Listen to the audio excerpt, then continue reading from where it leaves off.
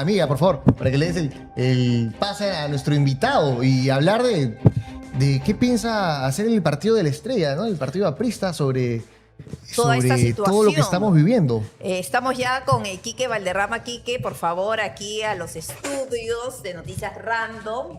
Gracias por estar con ¿Qué tal, nosotros. Quique? ¿Cómo estás? Por aquí. Por aquí, por favor, Quique. Él también ha cruzado, creo que toda la ciudad. ¿O no? Sí, más o menos, más o menos. Vengo de Lince. ¿De Lince vienes? ¿De qué parte de Lince? De la librería Arequipa. Acá en el medio. Acá. Al medio, Sí. al medio. Sí, al medio, por favor. Entonces, yo te hago la pregunta porque yo soy de Lince. Ah. Sí, gran parte de mi vida vivo en Lince, frente al Pero Dorado, él viene frente por al con Dorado. el scooter. Yo vengo con mi scooter, yo soy un suicida, compadre, imagínate. Vengo con mi scooter desde Lince. El domingo liberan siempre la Arequipa para... Sí, la ciclovía. Sí, No, sí, la sí. Arequipa No, en toda general, la- ¿no? toda la- Toda la Arequipa. Sí, para los que corren y todo, ¿no? Y estimado, dejando un rato de lado al hermoso distrito de Lince, que para mí es el verdadero centro de Lima, porque tiene todas las avenidas. Actualmente lo es, ¿no? Sí, claro, tiene todas las avenidas Prácticamente. a la Pero mano. también es muy peligroso con todo lo que hay ahí.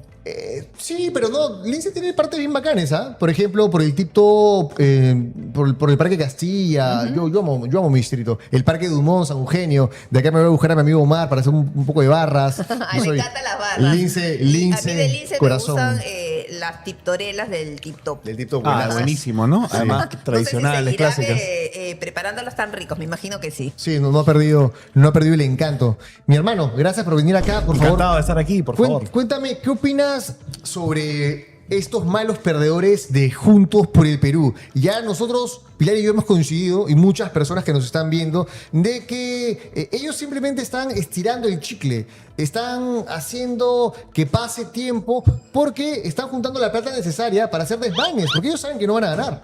Bueno, mira, en principio hay que recordarle a la ciudadanía que horas antes de la elección del domingo 7, la señora Keiko Fujimori y el señor Roberto Sánchez dijeron que iban a respetar los resultados de las elecciones y los que anuncien los organismos electorales.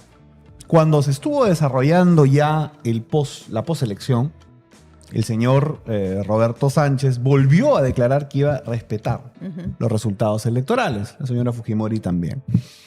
Probablemente quizás Sánchez lo haya hecho porque el conteo rápido lo favorecía. Hoy día, naturalmente, se va a ver bastante mal, o se está viendo bastante mal, que hayan estos gritos o estos planteamientos de fraude, ¿no? Y hay que recordarle al señor Sánchez que ellos mismos, respecto al pedido del señor exalcalde de Lima, López Aliaga, formularon sus críticas respecto a que se ponga en duda, digamos, el proceso electoral. Un proceso, el 12 de abril, además, marcado, sí, por severas irregularidades, a diferencia de lo que ha ocurrido en la segunda vuelta, donde han habido 70.000 personeros casi de parte de ellos, donde, en fin, toda la ciudadanía ha estado atenta y la sociedad civil particularmente atenta, producto de lo que ya había pasado el 12 de abril. Argumentar alguna alteración grave o fraude me parece profundamente irresponsable. Quien pierda la elección, que parece todo indicar que es el señor Sánchez, pero cualquiera de los dos que lo hubiera perdido debía entender que su responsabilidad era construir una oposición democrática. Y no se puede construir una oposición democrática si no parte del principio fundamental de la democracia, Que es el que es respeto. respetar el voto popular. Y sobre- Empezamos mal en todo caso, lamentablemente, fatal. ¿no? Y sobre todo el tema de decir verdades a media. Y lo hemos informado aquí en Noticias Random, lo que él ha estado haciendo el último fin de semana en el Cusco, en las comunidades altoandinas, donde ha llegado a hacer todo un recorrido, señalando a la población que están por encima de la candidatura de Keiko Fujimori por 70.000 votos, que hay que defender el voto del pueblo, que él va a ser el representante de ellos y asusando a la población con este discurso. Ahora también señalando que están por encima de la candidatura de la lideresa de Fuerza Popular, algo que no es cierto, algo que ya se está viendo, que ya hay un margen y se está ampliando cada vez más de 40.000, de 42.000 votos. Otra de las cosas que no quisiera dejar de mencionar es que tenemos que tener respeto por todos los tipos de voto que se emiten o de las distintas locaciones de donde se emiten. así como yo siempre he sido muy claro respecto a tratar con particular cuidado el tema de estas mesas 900.000, porque evidentemente alguna parte de ellos se ha demostrado y se tiene que explicar por qué hay alguna composición que no lo son, pero gran parte de ellos pertenecen al mundo, digamos, rural, probablemente más empobrecido del país, que tienen derecho a emitir válidamente y que su voto cuente como el de todos los peruanos. De la misma manera, me parece absolutamente irresponsable y una falta de respeto que se intente poner en duda o crear una atmósfera contra los peruanos que votan en el extranjero. Es muy complicado. Creo que eso me parece absolutamente irresponsable, me parece un elemento de división en el país. ¿Quién no tiene un familiar que ha vivido o vive en el extranjero, que con mucho esfuerzo incluso envía remesas, que apoyan a la economía nacional? Y cómo esta gente puede tener la perspectiva de querer evitar o de plantear que está mal que voten. Es que, yo hermano, creo que eso no corresponde a algo serio, ¿no? Es que así son los marxistas, y justamente porque sabemos cómo son, los conocemos muy bien. Te cuento, yo personalmente, y creo que tengo todo el motivo, y muchas personas estamos preocupados por la marcha de mañana, porque sabemos, todo indica que no va a ser pacífica. Todos sabemos acá que este grupo de personas siempre buscan muertes, porque ellos tienen un plan, saben que ya perdieron. Entonces, ¿qué están buscando? Mira, hay una cuestión sobre el análisis de esta circunstancia que me parece que hay que tener en cuenta. Yo creo que en los hechos de la caída del señor Castillo, cuando asumió la señora Boluarte y hubieron movilizaciones en el sur del país y lamentablemente fallecimientos que nunca fueron esclarecidos, había una narrativa que era muy fuerte, que era de un Castillo que había sido despojado del poder. Naturalmente, él mismo prácticamente se vacó al intentar dar un golpe de Estado, decir en la televisión que querían asaltar pues, el Ministerio Público, el Tribunal Constitucional, en fin. Pero había una narrativa del presidente que es despojado del poder, supuestamente, por sectores de la derecha. Muy bien. Hoy día no hay ninguna narrativa en cuestión. Lo del fraude supuesto es muy poco verosímil. Por lo tanto, yo no creo que haya una convocatoria importante. Además, yo no creo ni siquiera que se esfuercen fundamentalmente porque sea una movilización muy grande. Por una razón. Porque lamentablemente para ellos, el que está gobernando ahora no es Keiko.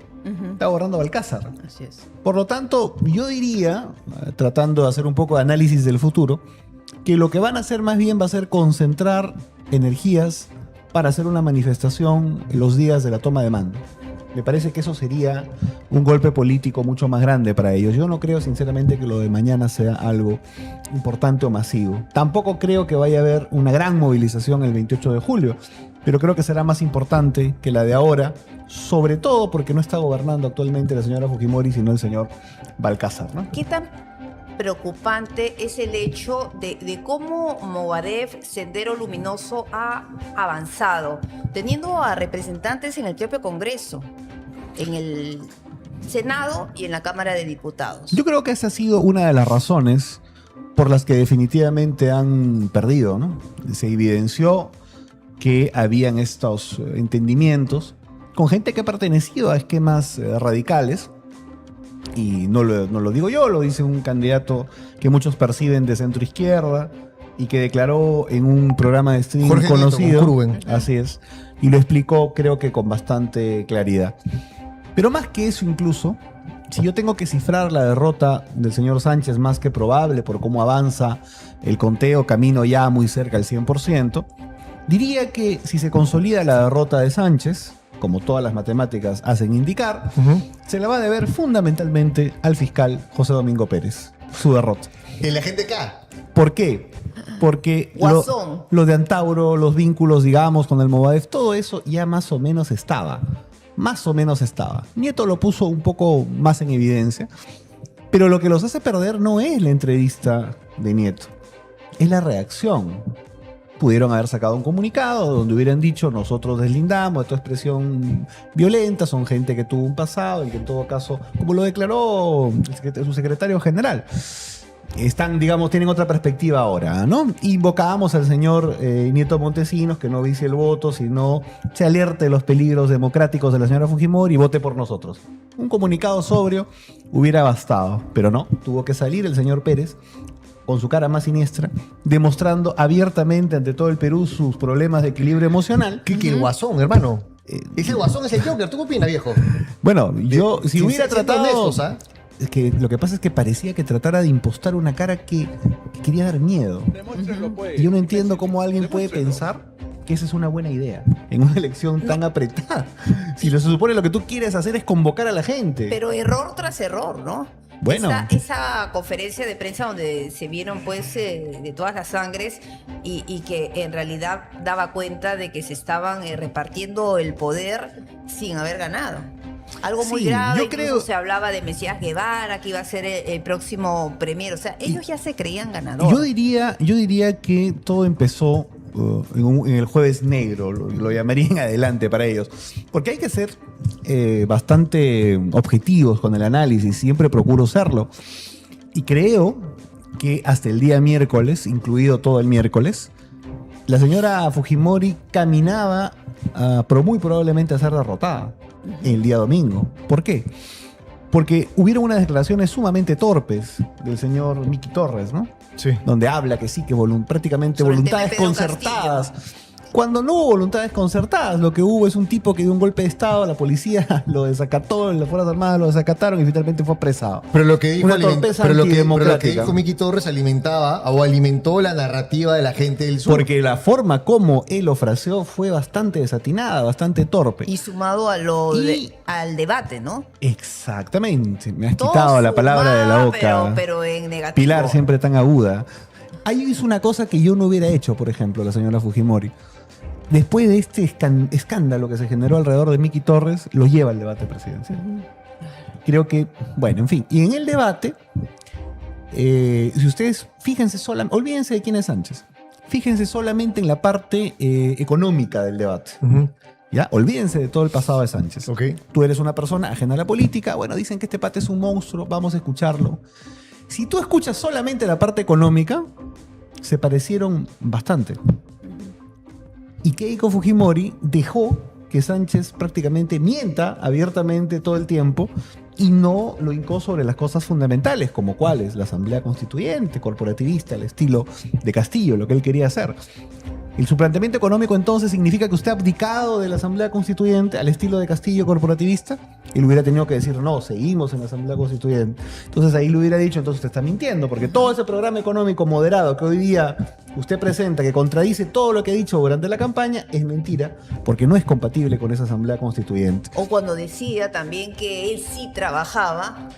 O sea, trabajaba, pero que Y otra- ha dependido de todo momento del Estado. Y otra cosa Municipios. adicional, él pone sobre la mesa, por ejemplo, el tema de los fallecimientos en el sur, cuestión que yo no sé por qué finalmente la señora Fujimori guarda silencio, porque la que era presidente y la que había puesto todo el gabinete en ese momento había sido la señora Boluarte. Creo que después, me parece que hubo sugerencia de Fuerza Popular mucho más adelante y de APP, de ministerios y Quique, de puestos. pero que te interrumpa. Para ti, ¿cuál es la lectura? ¿Qué opinas de estas muertes que ocurrieron en el sur?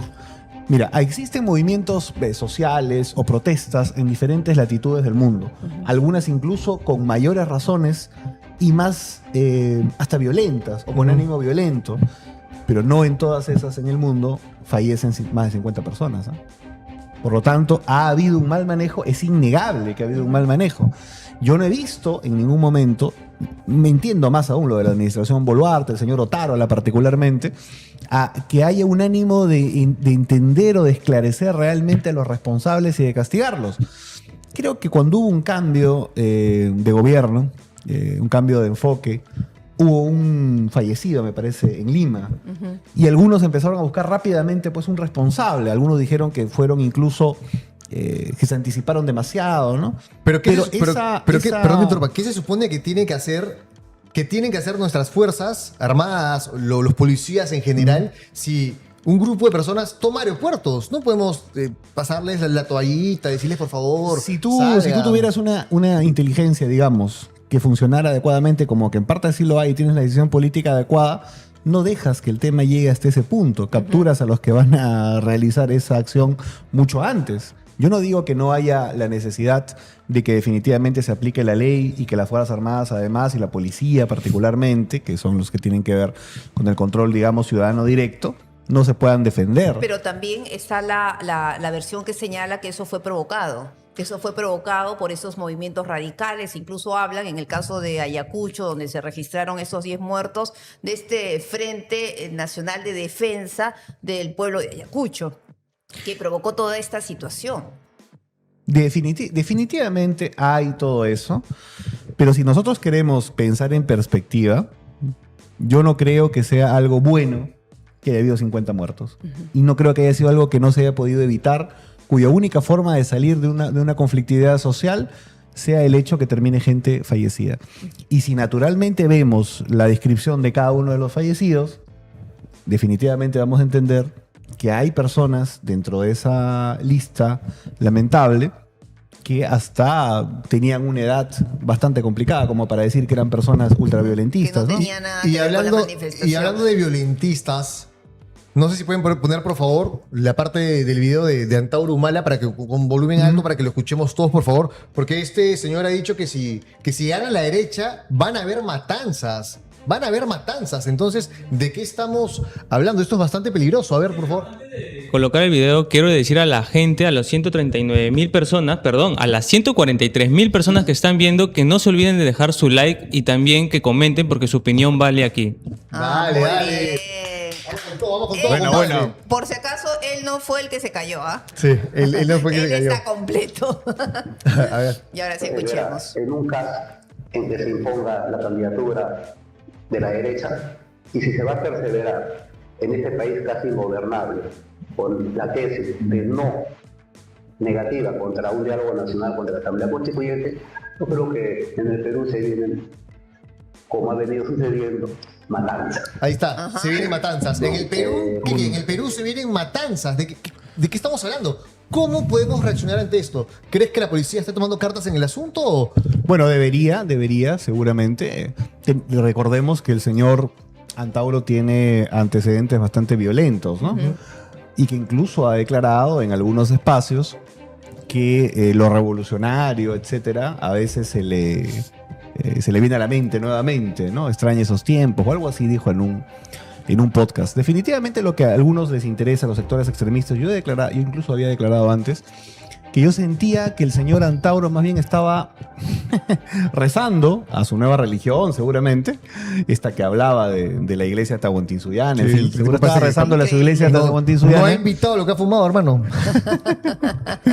No, hay que preguntarle quién es su dealer. Bueno, el punto es que yo creo que él estaba rezándole a su iglesia para que el señor Sánchez pierda.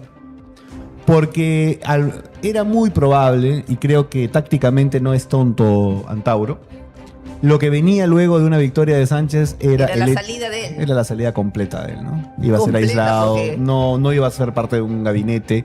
Ya el señor Franque, que iba a ser el ministro de Economía, había dicho que si lo veía cruzaba la otra acera. Venía la eliminación política de él e incluso hasta la persecución, probablemente. Como entre ellos tienen tan pocas lealtades, se traicionan de esa forma.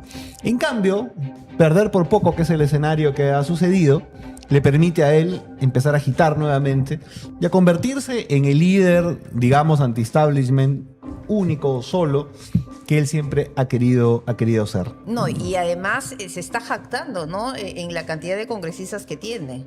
Bueno, le han dado ahora parlamentarios. De los 7, 4 entraron. Sí, Gracias a JPP, a Juntos por el Perú.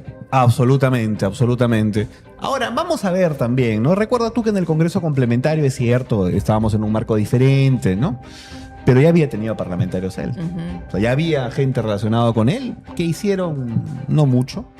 Yo creo que es más ahora un mito que una cosa realmente existente. Lo que creo que es algo realmente existente en cuanto a símbolo, que va más allá de la persona de Castillo, es el castillismo, ¿no? Es una narrativa muy fuerte. Y por eso yo he planteado que el reto del nuevo equipo gubernamental tiene que ser reconciliar al Perú. Es decir, la diferencia que ha habido en el norte ha sido, no sé, 55-45, 58-42. Ha sido importante, pero no muy grande. La diferencia que ha habido en Lima ha sido de 63-36. Una diferencia grande. Marcada. Pero la del sur del país ha sido de 76-23 a favor de Sánchez.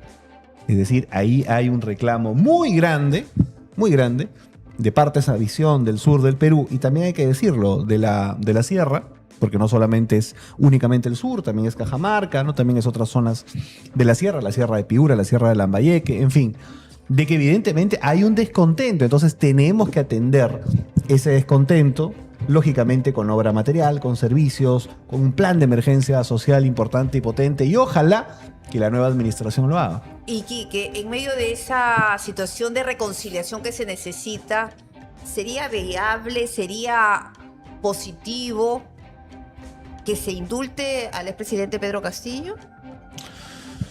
Va a depender de si el análisis jurídico que se haga, de si eso es algo que es viable o no. Porque no hay quienes señalan que es para bajar la presión. No estoy convencido de que las razones humanitarias se configuren en el caso del señor Castillo.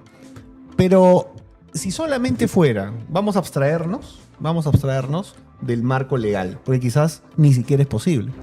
Y si no es posible, no se puede. Vamos a hablar solamente desde el punto de vista únicamente político.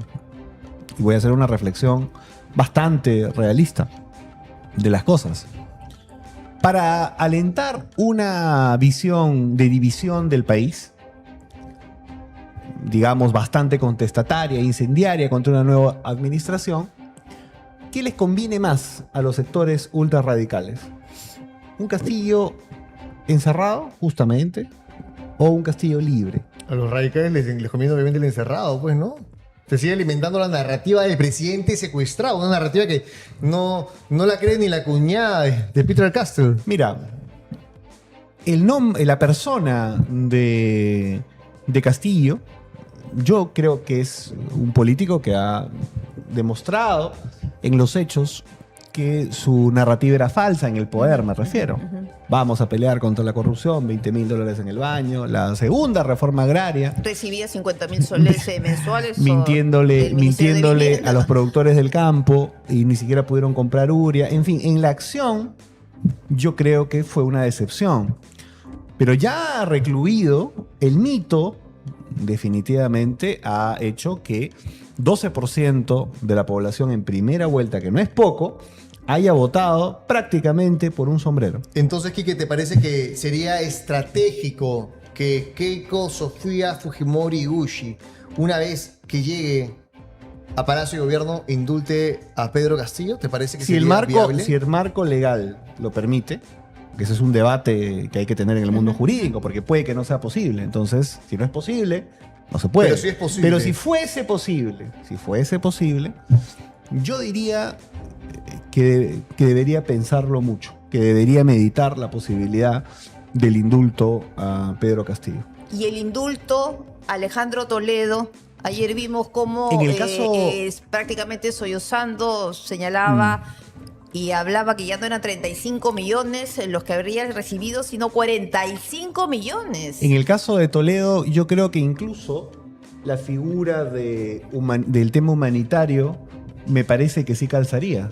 Me parece que sí calzaría. Pero ¿cómo tomaría, por ejemplo, el partido aprista una situación así? Cuando en su momento Toledo, hay que recordar, no solamente le decía ladrón a Alberto Fujimori, sino también a Alan García. Mira, yo tuve muchas conversaciones profundas con Armando Villanueva del Campo, que ha sido pues uno de los patriarcas del partido, ¿no? Tomó el control del partido y el liderazgo del partido cuando falleció Aya de la Torre, antes de que Alan García emerja como líder del partido en esos 3 o 4 años.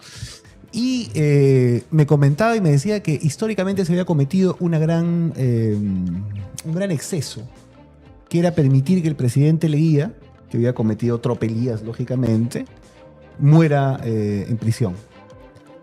Y él declaró públicamente, ahí están sus declaraciones, que sería bueno evaluar incluso el indulto al expresidente Alberto Fujimori. El APRA nunca ha vivido de odios, ¿no? No hablo a nombre del APRA, hablo desde el punto de vista del análisis frío y claro, del punto de vista político. Por supuesto. Si yo estuviera en el gobierno, evaluaría el indulto a Pedro Castillo. Bueno, vamos a ver qué pasa. A mí me parece que el sombrero luminoso debería quedarse en la cárcel un buen tiempo, pero vamos a ver qué dicen los especialistas. Estimado, para culminar, cuéntame por favor, el APRA no tiene que llegar al Congreso para hacer política. ¿Cómo piensa reaccionar o qué gestos tienen pensado realizar cuando Keiko asuma? Bueno, más allá de eso, nosotros estamos en este momento, hasta que se pierda la inscripción en enero, presentando unas 60 o 70 listas provinciales en todo el país, unas 12 listas o 14 listas regionales, me parece, y naturalmente consolidando una agenda concreta que plantear públicamente. Este día lunes que pasó, he planteado la primera entrega de lo que consideramos o lo que considero con nuestro equipo técnico de la campaña y una opinión personal además, las obras que son más prioritarias en 8 regiones del país. ¿Y se limaron las asperezas? Bueno, el partido siempre ha tenido tensiones, pero naturalmente somos una familia. Yo respeto mucho a mis compañeros de trayectoria y de larga data en el partido, y estoy seguro que ellos reconocen también una voz importante dentro del partido en quien ha sido pues el candidato presidencial. Por lo tanto, yo creo que vamos a caminar, además en esta gran tarea de la reconstrucción y reinscripción del partido que va a requerir más de 500.000 firmas, hay que tratar de caminar con la mayor y más consolidada unidad. Yo tenía una duda y quería ya para cerrar la entrevista algo rapidito sobre el tema del rol de Estados Unidos en esta segunda etapa de las elecciones al frente del embajador Bernie Navarro, porque hay toda una polémica, un debate en las redes, ¿no? Se trata de una injerencia. Hemos encendido Los imperialistas. las redes con el tema que propone el amigo aquí del indulto a Castillo. Y yo creo que hay que pensarlo desde el punto de vista racional. Finalmente es una decisión de la señora Fujimori, pero lo estamos analizando aquí, ¿no? Pero en el tema de la relación con las potencias, yo siempre he pensado y últimamente he dicho, qué pena que el Perú hoy día, teniendo esta posición geopolítica tan importante, recursos además y gente inteligente, hayamos tenido este nivel de gobernantes que hemos tenido, ¿no? Castillo, la señora Boluarte, el señor Giri, que hablaba de las relaciones internacionales como quien habla de ir a un chifa a comer una hamburguesa, cuando hay inmensas oportunidades hoy día de acercamientos estratégicos desde el punto de vista de quizás de defensa con los Estados Unidos, cuando puede haber una relación económica importante de la cual sacar un mejor partido con China o abrir otras puertas, como por ejemplo con la India. Que bueno fuera acercarnos aún más a esta potencia que en pocos años va a ser la tercera economía en el PBI, o Indonesia, que va a ser la cuarta. Lamentablemente no hay esa visión hoy día en la clase dirigencial. Esperemos que el próximo gobierno pueda tener una mejor visión que posicione más al Perú en el ámbito mundial, ¿no? Esperemos que sea así. Bueno, mi hermano, muchas gracias por venir acá. Encantado de haber estado aquí. Gracias, La primera de Enrique. muchas invitaciones a Noticias Random. ¿Me acompañas por ahí, por favor? Así es. Muchas gracias, muy amable. Un gusto, cuídate. Hasta luego. Por ahí. Chao, un gustazo. Muchas gracias. Gracias. Claro, y es importante.